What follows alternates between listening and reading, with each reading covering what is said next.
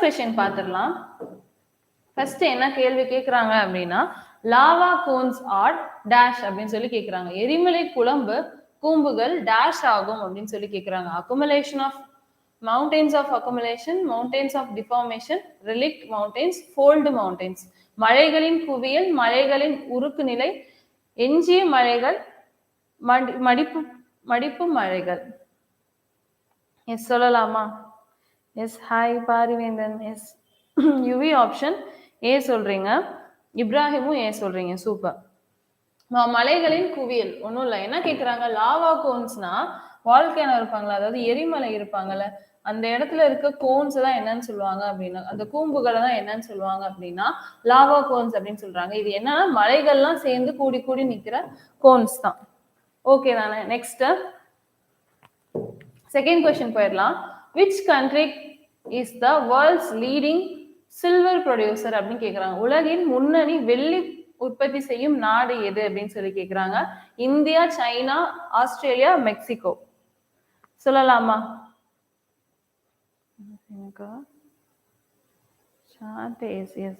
Okay okay. Hi Lingesh. Yes என்ன சொல்றீங்க? Yuvi fourth option சொல்றீங்க, மகாலட்சுமி ஃபோர்த் ஆப்ஷன், இப்ராஹிம், சதீஷ், சிங்கப்பெண்ணே. எஸ் மெக்சிகோ தான் அதற்கான ஆன்சர். அதிகமா இருக்கிறதுலே வெள்ளி யார் ப்ரொடியூஸ் பண்றாங்க உலகத்திலேனா மெக்சிகோ. எவ்வளவு பர்சன்டேஜ் அதாவது உலகத்துல 100% வெள்ளி இல்ல, 21% வந்து மெக்சிகோ தான் ப்ரொடியூஸ் பண்றாங்க. ஓகே தானே? அப்படி பாக்குறப்போ செகண்டா யாரு அப்படின்னா China second largest producer, third largest producer Peru. Okay தானே?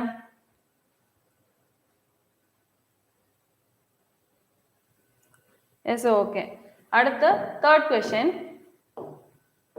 The word climate is derived from. climate என்ற சொல் டேஷ் மொழியிலிருந்து பெறப்பட்டதாகும் அப்படின்னு சொல்லி கேட்கிறாங்க. லத்தீன், கிரேக்கம், தமிழ், சான்ஸ்கிரிட், சமஸ்கிருதம்.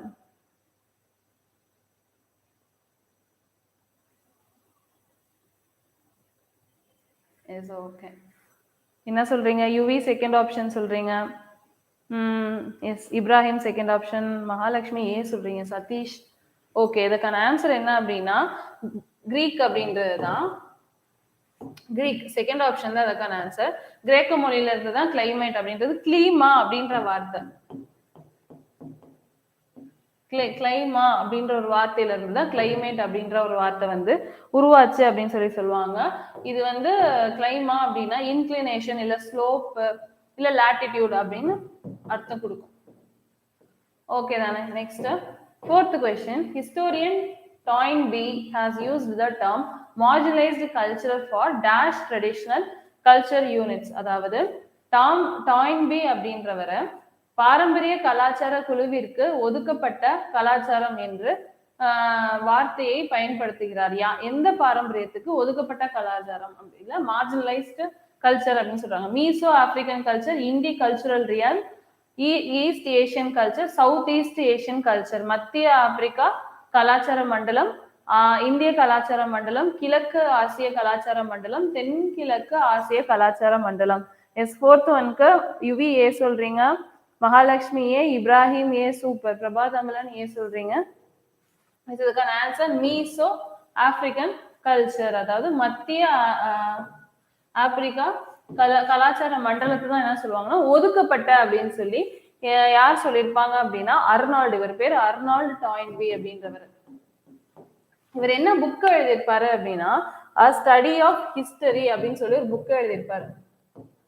ஸ்டடி ஆஃப் ஹிஸ்டரி அப்படின்னு சொல்லி ஒரு புக் எழுதியிருப்பாரு. எந்த வருஷத்துல எழுதியிருப்பாரு அப்படின்னா ஒரு 12 வால்யூம் எழுதியிருப்பாரு. 12 வால்யூம் புக் எழுதியிருப்பாரு. எந்த வருஷத்துல இருந்து எந்த வருஷம் வரைக்கும் அப்படின்னா 1934 இருந்து 61 வரைக்கும்.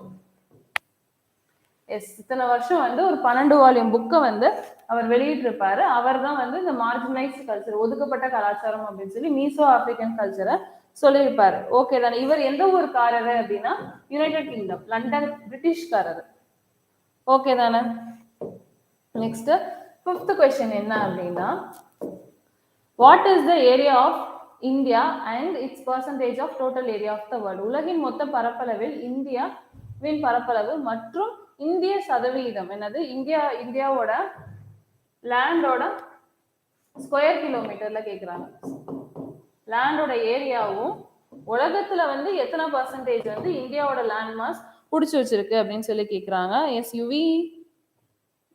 Okay okay okay. Question number போட்டு சொன்னீங்கன்னா எனக்கு தெரியும், டிஃபரன்ஸ் தெரியும். எஸ் 5th ஒன்க்கு யுவி ஏ சொல்றீங்க, மகாலட்சுமி ஏ சொல்றீங்க. ஓகே, அஞ்சு, சதீஷ், பிரபா தமிழன். ஓகே, ஆன்சர் வந்து ஏ தான் அதுக்கானது. 3287263 அப்படிங்கிறது தான். எஸ் 3287263 தான் இதோட ஸ்கொயர் கிலோமீட்டர். கிலோமீட்டர் ஸ்கொயர் தான் வந்து இந்தியாவோட லேண்ட் ஏரியா. பிளஸ் 2.4%. உலகத்துல 2.4% நிலத்தை வந்து இந்தியா வந்து புடிச்சு வச்சிருக்கு அப்படின்னு சொல்லலாம். வேற என்ன இந்தியா பத்தி சொல்லலாம் நம்ம? இந்தியா பத்தி சொல்லணும்னா வேற என்ன சொல்லலாம்? இந்தியா வந்து இருக்கிறதுலே வந்து 7th largest country in the world.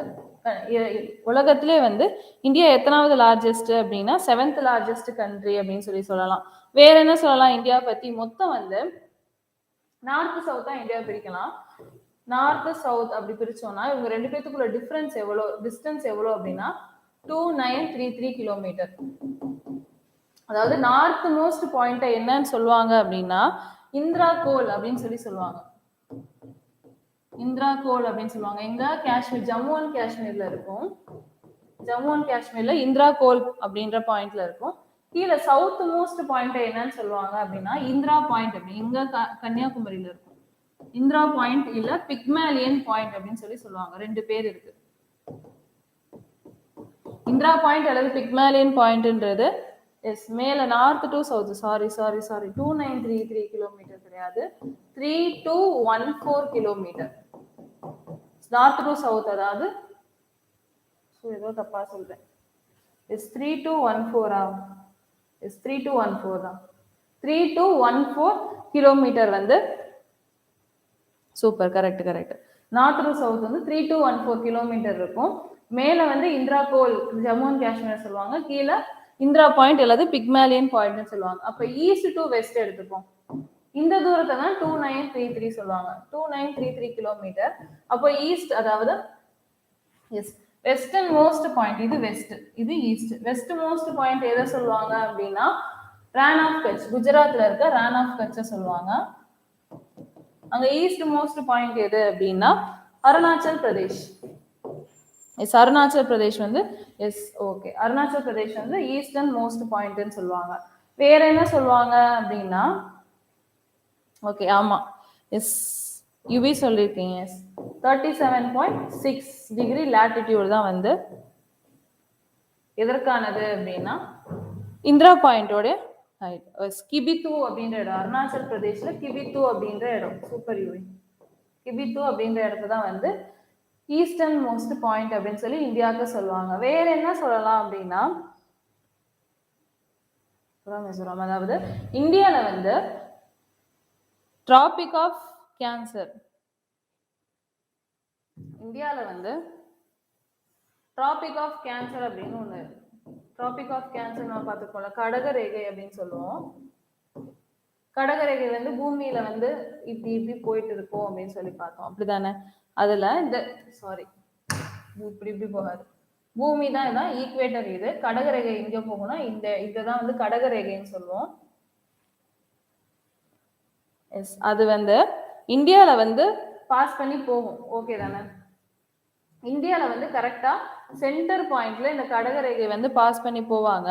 அது எத்தனை ஸ்டேட்ல தாண்டி போவாங்க அப்படின்னா 8 ஸ்டேட், மொத்தம் 8 ஸ்டேட்ஸை தாண்டி இந்த கடகரேகை போகும் அப்படின்னு சொல்லுவாங்க. Yes 8 state. Super. Gujarat to Mizoram. Yes super. அந்த 8 ஸ்டேட்ஸ் என்னன்னா குஜராத் ஒண்ணு, எஸ் குஜராத், ராஜஸ்தான், மத்திய பிரதேஷ். எஸ் குஜராத், ராஜஸ்தான், மத்திய பிரதேஷ், சத்தீஸ்கர். வேற என்ன? குஜராத், ராஜஸ்தான், மத்திய பிரதேஷ், சத்தீஸ்கர், ஜார்க்கண்ட். ஜார்க்கண்ட் அடுத்து வெஸ்ட் பெங்கால், திரிபுரா, கடைசியா யார் இருப்பா? மிசோரம் இருப்பாங்க. இதை ஏன் எல்லாத்தையும் சொல்றேன் அப்படின்னா கொஸ்டின்ல எப்படி கேட்பாங்கன்னா ஒரு 3 ஊர் இதை கொடுத்துட்டு வேற இதுல இல்லாத வேறாத ஒரு ஊரை கொடுத்துட்டு இந்த நாள்ல எதுல வந்து கடகரேகை வந்து பாஸ் ஆகல அப்படின்னு எது வழியா போகல அப்படின்னு சொல்லி கேட்பாங்க. ஸோ அதுக்காக தான் அந்த 8ஐயும் வந்து நான் சொல்லிட்டேன்.